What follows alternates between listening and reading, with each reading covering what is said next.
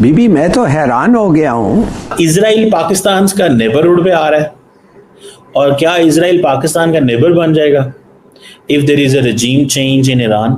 Barack 8 missile को जी Israel use कर रहे हैं अपने डिफेंस को, और ये surface to air missile system है। और इस वक्त जो है नेवी जो इसराइल की है वो भी इंडिया का जो है air defence system, missile system जो है वो इस्तेमाल कर रही है।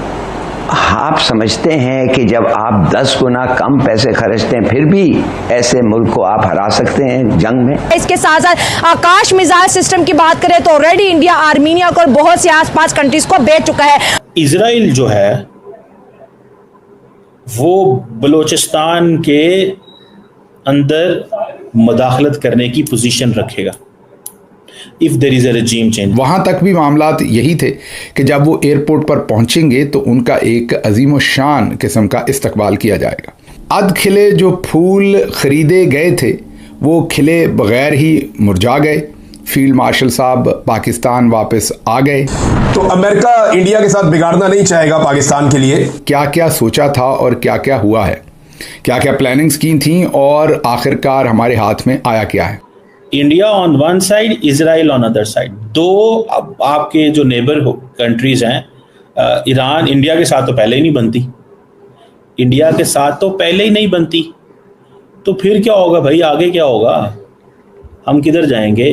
हेलो दोस्तों, स्वागत है आपका हमारे एक और नई वर्ल्ड स्पेशल न्यूज़ में। दोस्तों, जब से ईरान और इजराइल के बीच युद्ध शुरू हुआ है तब से पाकिस्तान की हालत खराब हो रखी है। रिपोर्ट के अनुसार इजराइल ईरान के अंदर रेजिम चेंज करवाना चाहता है और वहां पर इजराइल प्रो सत्ता स्थापित करना चाहता है। दोस्तों, इसी बात का डर पाकिस्तान को बहुत ज्यादा सता रहा है। उनको डर है कि एक तरफ से इंडिया, दूसरी तरफ से इजराइल और तीसरी तरफ से अफगानिस्तान, तीनों मिलकर के पाकिस्तान को मारेंगे, क्योंकि इजराइल ने साफ कहा कि हम ईरान के बाद अगला हमला पाकिस्तान के ऊपर करेंगे और पाकिस्तान को परमाणु निष्क्रिय कर देंगे।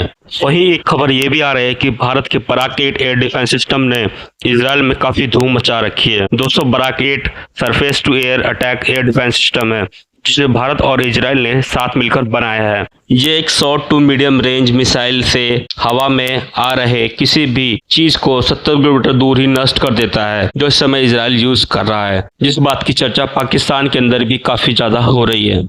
इजराइल पाकिस्तान का नेबरहुड पे आ रहा है, और क्या इजराइल पाकिस्तान का नेबर बन जाएगा if there is a regime change in Iran? Hypothetical offensive question कर रहा हूं, हाइपोथेटिकल एंड ऑफेंसिव क्वेश्चन कर रहा हूं। देखिए, इस चीज को आप ज़हन में रखें।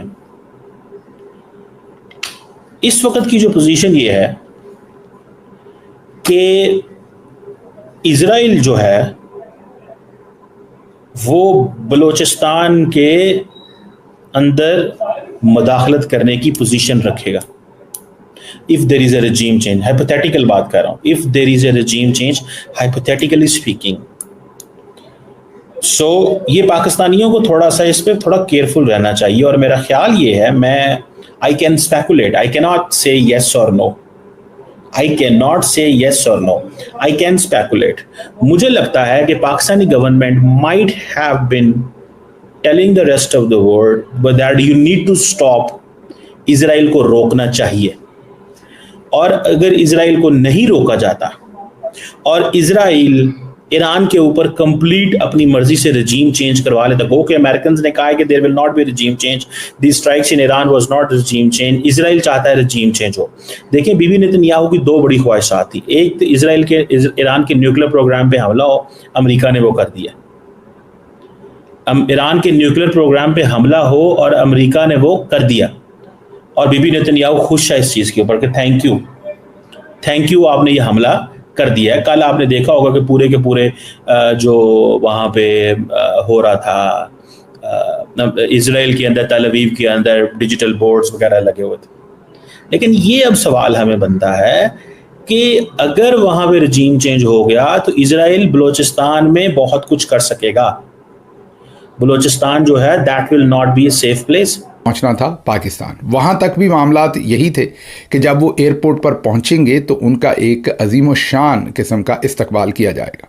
उनके करीबी साथियों ने इवन शहबाज शरीफ साहब को, मरियम नवाज साहबा को और जो दूसरे गवर्नर और वज़रा आला हैं उन सबको कहा था कि एयरपोर्ट पर जाकर आपको फील्ड मार्शल साहब को रिसीव करना चाहिए।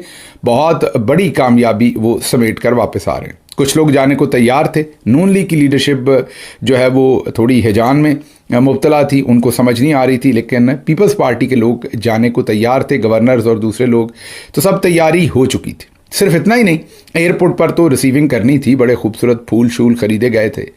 उसके साथ साथ कौमी सतह के ऊपर जिस तरीके से ईरान अपना इंडिया के साथ जो हमारी झड़प हुई थी, उसके बाद जिस तरीके से हमने अगले कई हफ्ते, बल्कि अभी तक भी हम यूनिवर्सिटी कॉलेजेस के अंदर जा रहे हैं, पूरे मुल्क के अंदर जश्न का समा हमने बर्पा कर दिया था, बहुत सारे इवेंट्स किए थे, नेशनल लेवल का जश्न किया था, फील्ड मार्शल साहब की होर्डिंग्स लग गई थी, बड़े बड़े बिलबोर्ड्स लग गए थे। बिल्कुल उसी तरीके से DGISPR साहब ने एक पूरा प्लान मुरतब किया हुआ था कि पहले एयरपोर्ट के ऊपर एक जश्न चरागां होगा, फूल खरीद कर दिए जाएंगे, घोड़े नचाए जाएंगे, उनको रिसीव किया जाएगा। उसके बाद पूरे मुल्क के अंदर एक नेशनल सेलिब्रेशंस होंगी। लेकिन इस सारी चीज़ के आड़े आ गया सदर ट्रंप का नोबेल इनाम। जी हाँ, वो ऐसा नोबेल इनाम के लिए हमने उनको नामजद कर दिया कि अब वो हमारे गले